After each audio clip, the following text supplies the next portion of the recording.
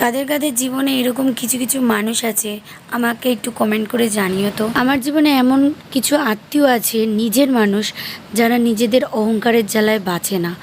আর এমনও মানুষ আছে যারা আমার পর, কিন্তু তারা আমাদের সবসময় পাশে থেকেছে। বিশেষ করে আমার মায়ের বিপদে থেকেছে, আমার মাকে হেল্প করেছে। তারপরে মানে তার সাথে মন খুলে কথা বলা যায়, তার সাথে ইয়ার্কি করা যায়, সব কিছু করা যায়। সেরকম মানুষ আমার জীবনে আছে, সত্যি কথা বলতে আছে। এই যে এই মানুষটা, এটা আমার পিসি হয়, পাড়াতো পিসি, পাড়াতো তো যেরকম হয় না সেরকম পিসি। মানে আমার মা ওকে খুব ভালোবাসে, আর এই পিসিটা আমার মাকেও খুব ভালোবাসে। মানে এত জ্বালা যন্ত্রণা আমার মায়ের সহ্য করে, তোমাদের বলে বোঝাতে পারবো না। তো ওই পিসিটা আমার জন্য নিজের জন্য দইটা রেখে গেছিলো। তো পিসিটা বললো, তুই এসিস, তুই ঘোলটা বানিয়ে খা।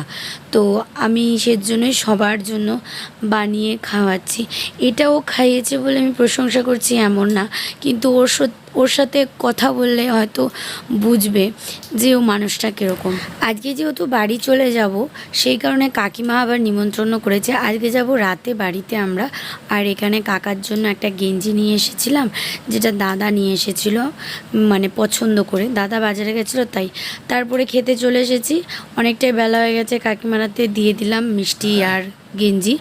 আর তারপরে এখানে দেখো সবাইকে খেতে দিয়েছে, সবার লাস্টে আমার হাজব্যান্ডকে খেতে দিয়েছে। তো এখানে যেহেতু জামাই মানুষ, ওকে আলাদা করে থালায় দিয়েছে, আর আমাদের দেখো পাতায় করে দিয়েছে। এই যে ইনি যে মাছ দিচ্ছে, এ হচ্ছে আমার বেস্ট ফ্রেন্ড, একদম ছোটোবেলার বন্ধু, একেবারে ছোটোবেলার। একসাথেই আমরা বড় হয়েছি বলতে পারো। তো তারপরে আমরা দেখো এখানে কাকার ঘরে এসেছিলাম।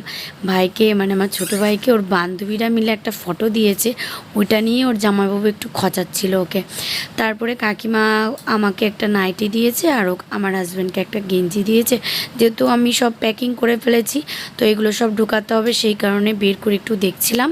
তারপরে দেখো আমার হাজব্যান্ড রেডি হয়ে গেছে, আমিও রেডি হয়ে গেছি, এখন আমরা বেরোবো। আর এই যে আমার মা সব সময় পানের থালা নিয়ে বসে থাকবে।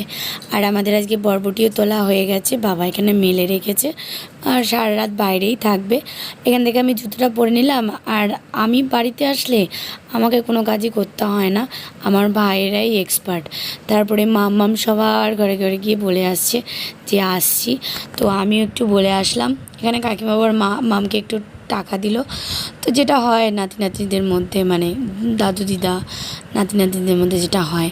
তারপরে মা ওরা সবাই মন খারাপ। আমার মায়ের তো সব থেকে বেশি বুকটা ফেটে যায় মনে হয়।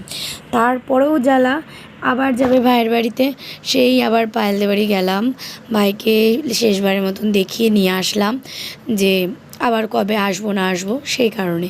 তারপরে এখানে পায়েল এসেছিলো রাস্তা অবধি আমাদের আগাতে। তারপরে আমার হাজব্যান্ড একটু আদর করে নিল ওর ছেলেটাকে। তারপরে আবার কি পুচুকে নিয়ে আসতে ভুলে গেছিলাম। তারপরে আমার বাবা আবার দিয়ে গেল কিছুটা এসে। তারপরে ট্রেনে বসে বললাম, ট্রেনটা পুরো ফাঁকাই ছিল, এই কারণেই আসা রাতের বেলা, যে ফাঁকায় ফাঁকায় আসতে পারবো এত গরমে। এখানে দেখো সবাই মিলে বসে একটু আড্ডা দিচ্ছিলাম, আর আমার হাজব্যান্ড আর আমার মামাম কিলো ডিম। তো চলো আজকের মতন এইটুকুই, বাড়ি ফিরছি।